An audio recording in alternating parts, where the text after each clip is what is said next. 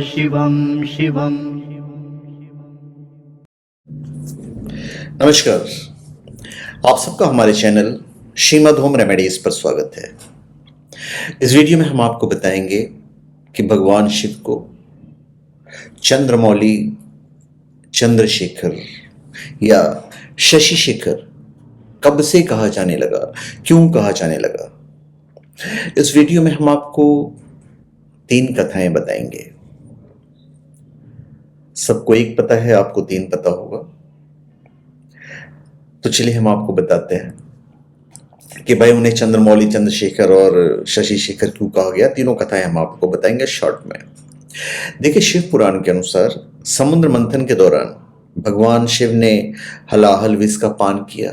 अब इस विष को अपने कंठ में धारण करने के कारण भगवान शिव नीलकंठ कहलाए। पुराणों में लिखित कथा के मुताबिक विष पान के बाद शरीर उनका तपने लगा और उनका मस्तिष्क जरूरत से ज्यादा गर्म हो गया। तो महादेव का यह दृश्य देख सभी देवी देवता ने आपस में विचार विमर्श किया, चिंतित होने लगे। सभी देवताओं ने उनसे प्रार्थना की कि वो अपने शीश पर चंद्र को धारण करें।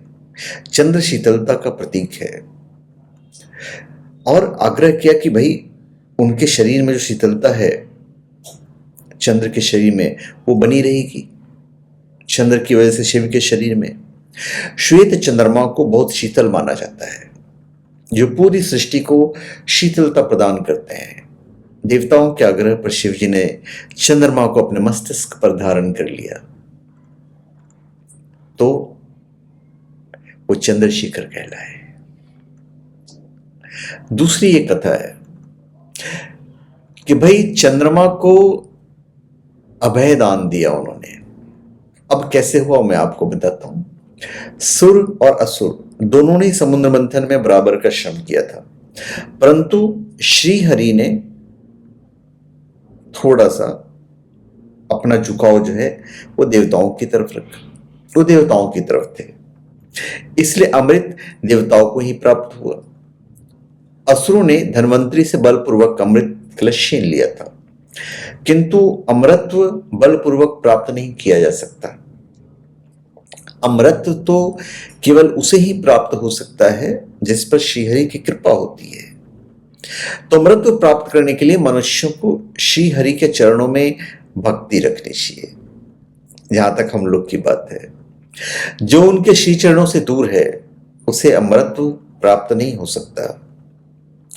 इसलिए श्रीहरि ने मोहिनी रूप धारण कर अमृत कलश को असुरों से लेकर देवताओं में वितरित किया।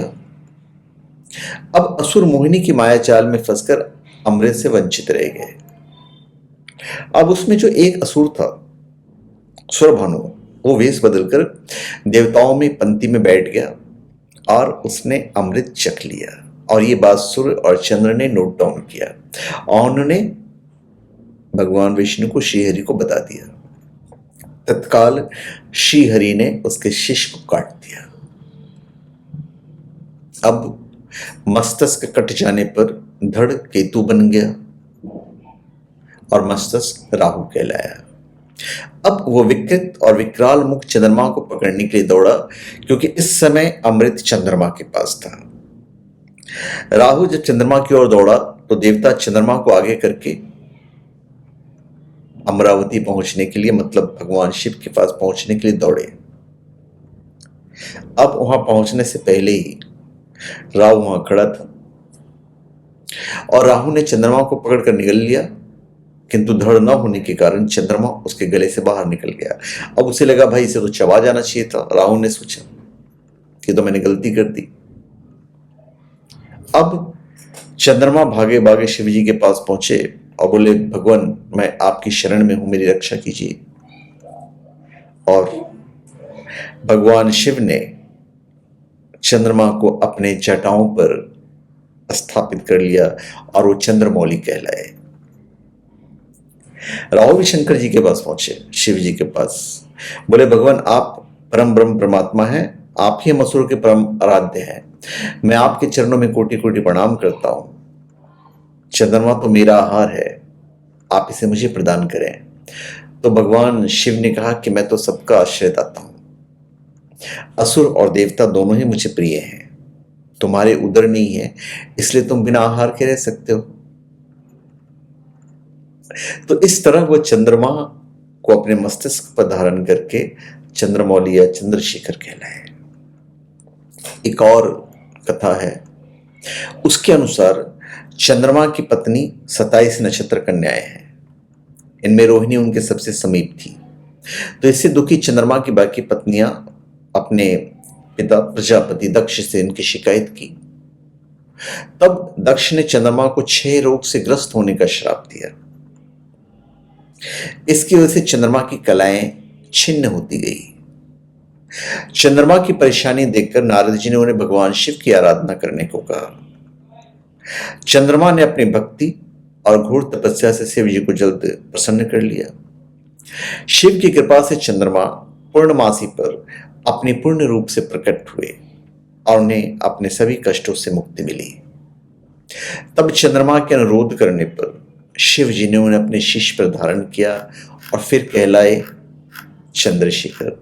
तो देखिए, पॉइंट तो एक ही है पर कथाएं 3 हैं। तो मेरे ख्याल से आप समझ गए होंगे कि भगवान शिव को चंद्रमौली, चंद्रशेखर या शशि शेखर क्यों कहते हैं। तो धन्यवाद, आप सबका हमारे चैनल पे स्वागत है। आप हमारे चैनल पे सब्सक्राइब करें और अपने कमेंट दीजिए। धन्यवाद।